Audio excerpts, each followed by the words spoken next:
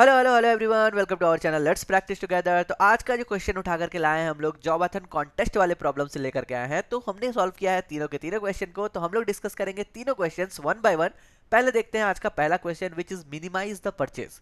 अब देखो क्वेश्चन में क्या बोल रहा है कि आप प्लान कर रहे हो परचेस करने का एन आइटम जहां पर कॉस्ट ऑफ ith आइटम इस प्राइस आई। यहाँ पे आई जो है वो मिसिंग है, ध्यान रख लेना, ठीक है। और आपके पास ना के कूपन्स है जो ऑफर कर रहा है डिस्काउंट एक्स रुपीज का। अब हम लोग कैसे करते हैं, हम लोग हमेशा समझते हैं एनिमेशन से। तो चलो समझते हैं यहाँ से। तो मान लो मेरे पास एक 5 साइज का एरे दिया हुआ है जो कि डिनोट कर रहा है प्राइसेस ऑफ द जो भी हम लोग का आइटम है उसका। लाइक पहला 8 रुपए का है, 3 रुपए का, 10 रुपए का, 5 रुपए का, 13 रुपए का है। के इक्वल टू 4 डिनोट कर रहा है कि आपके पास 4 कूपन अवेलेबल है। और एक्स इक्वल टू 7 का मतलब है कि हर एक कूपन का वैल्यू क्या है, 7 रुपए का डिस्काउंट। अब बताओ कोई आइटम है 5 रुपए का या 3 रुपए का, उसमें मैं 7 रुपए का डिस्काउंट डाल दूं तो क्या होगा वैल्यू, -4। आप क्या 4 रुपए दुकानदार को दोगे? बिल्कुल नहीं। हमें क्या देना है, 0 रुपीज। यानी कि अगर 7 रुपए से कम का कोई भी प्राइस है तो उसका आइटम का प्राइस क्या हो जाएगा, 0। यानी कि आपको मिलेगा बिल्कुल फ्री। बस इसी चीज को हम लोग को ध्यान में रखना है। तो क्वेश्चन में बोल रहा है ना कि आप एक काम करो, एक एक करके कूपन उठाओ और अपने भी जो भी एलिमेंट आइटम है उस पर डाल दो। यानी कि 8 रुपए में कूपन लगा देता हूं तो इसका दाम क्या हो जाएगा, 1 रुपए हो जाएगा, राइट। सिमिलरली मेरे पास 3 कूपन बचेंगे। अब दूसरा कूपन उठा करके कहाँ डालोगे? क्या 3 रुपए में लगाना सही रहेगा?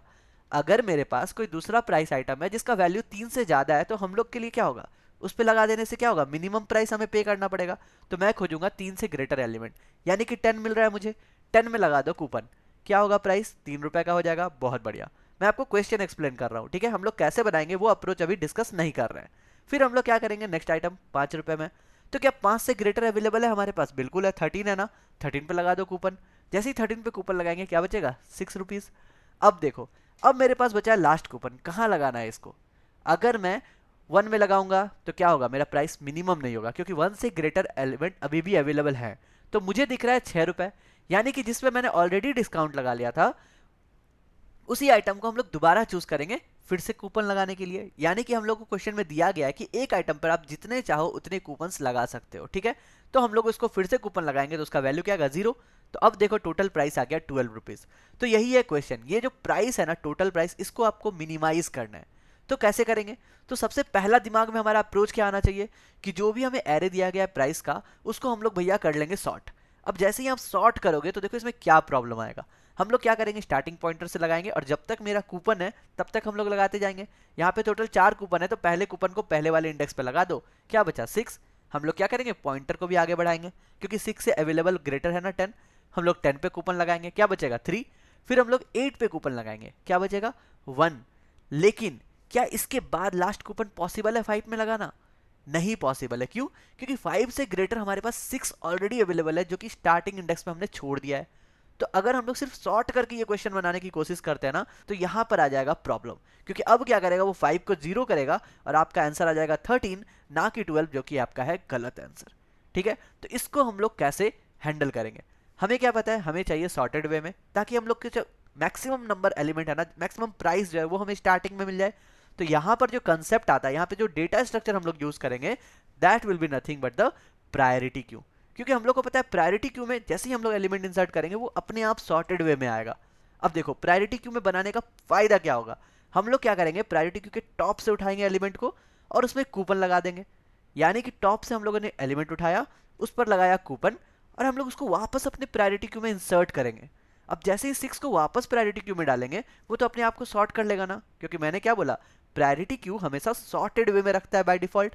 बस अब देखो टॉप पे क्या है, 10 है, फिर से 10 को उठाओ, उसमें कूपन लगाओ, क्या हो जाएगा, 3।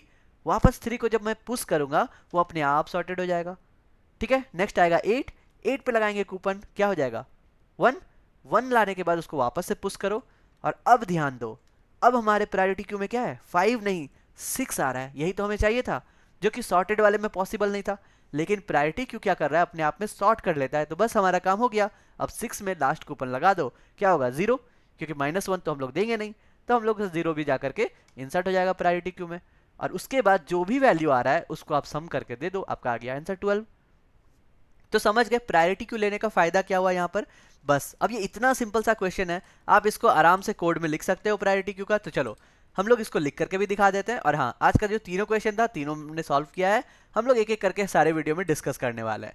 तो चलो सबसे पहले हम लोग क्या करेंगे, प्रायोरिटी क्यू लेंगे। सी प्लस प्लस में हमें पता है कि प्रायोरिटी क्यू लेने के लिए हमें बस प्रायोरिटी क्यू ही लिखना पड़ेगा, और बाय डिफॉल्ट ये क्या करेगा, डिसेंडिंग ऑर्डर में सारे एलिमेंट को ले लेगा। Let's name it P Q, और हम लोग क्या करेंगे, जो भी मेरे पास प्राइसेस अवेलेबल है उसके बिगिन से हम लोग उसके एंड तक सबको डाल देते हैं, यानी कि price dot begin comma price dot and. तो ये क्या करेगा, सारे के सारे डिसेंडिंग ऑर्डर में डाल देगा। अब हमें कब तक चलना है, हमें वाइल लूप चलना है जब तक मेरे पास कूपन अवेलेबल है। तो क्या हम लोग के माइनस माइनस कर सकते हैं, ताकि हर एक बार पहला कूपन अप्लाई हो, के डिक्रीज हो, और हम लोगों का प्रायोरिटी क्यू एम्प्टी नहीं होना चाहिए। तब तक हम लोग क्या करेंगे, इसको काम करते चलेंगे अपने वाइल लूप में। ठीक है, अब हम लोग को क्या करना है, सबसे पहले टॉप वाले वैल्यू को उठाना है। यानी कि हम लोग मान लेते हैं कि जो भी मेरा टी है that is nothing but priority queue का टॉप। तो जो भी मेरा हाईएस्ट वैल्यू था वो आ गया। अब हम लोग को क्या करना है, उसको अपने प्रायोरिटी क्यू से रिमूव भी करना है। तो मैं पी क्यू डॉट पॉप भी कर देता हूँ, यानी कि प्रायोरिटी क्यू से उस एलिमेंट को हम लोग रिमूव कर दिए। क्यों रिमूव किए, क्योंकि हमें उसमें कूपन लगाना है और उसके बाद वापस से इंसर्ट करना है। तो हम लोग क्या करेंगे, डायरेक्टली यहाँ पे लिख सकते हैं मैक्स क्या हो जाएगा, पी क्यू डॉट पुश हम लोग करेंगे वापस से। लेकिन पुश ऐसे नहीं करेंगे, उस वैल्यू को हम लोग डिक्रीज करके, यानी कि हम लोग टी माइनस जो भी मेरा एक्स दिया हुआ है ना, जो प्राइस वैल्यू है डिस्काउंट का, उसको हम लोग माइनस कर देंगे। लेकिन हम लोगों ने देखा था कि किसी केस में क्या होता है, वो नेगेटिव चला जाता है। जैसे 3 में अगर 7 माइनस करेंगे तो -4 चला जाएगा, विच इज नॉट, जो हम लोगों को सही नहीं है, which is not correct, right, which is not valid. तो हम लोग क्या करेंगे, मैक्सिमम वैल्यू चेक करेंगे, क्या मेरा 0 मैक्स है या मेरा टी माइनस मैक्स है। दोनों में जो भी मैक्स होगा उसी को अपने प्रायोरिटी क्यू में पुश करेंगे, ताकि नेगेटिव वैल्यू नहीं आए। बस यही काम है हमारा। ठीक है, इतना सा काम अगर कर लिए, हमारा काम हो गया रेडी। प्रायोरिटी क्यू हमारा काम कंप्लीट कर दिया, जितने कूपन अवेलेबल है सारे के सारे हमने अप्लाई कर दिए। अब हमें बस सम करना है, जो कि रिटर्न करेंगे। तो सम इक्वल्स टू 0।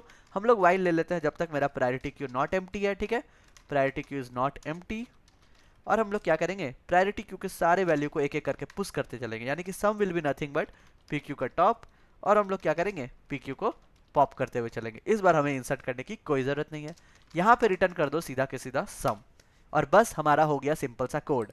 चलो कंपाइल एंड रन करके दिखाते हैं।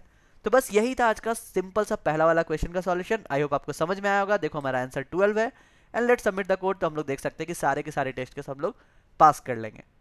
ठीक है, तो प्रॉब्लम सॉल्व सक्सेसफुली हम लोग को दिख रहा है। तो बस यही था आज का प्रॉब्लम ऑफ द डे का पहला क्वेश्चन, ना कि प्रॉब्लम द डे नहीं, जॉबाथन कॉन्टेस्ट का पहला क्वेश्चन। मिलते हैं हम लोग सेकंड क्वेश्चन के सॉल्यूशन में, तब तक के लिए goodbye, stay blessed, stay safe and keep coding.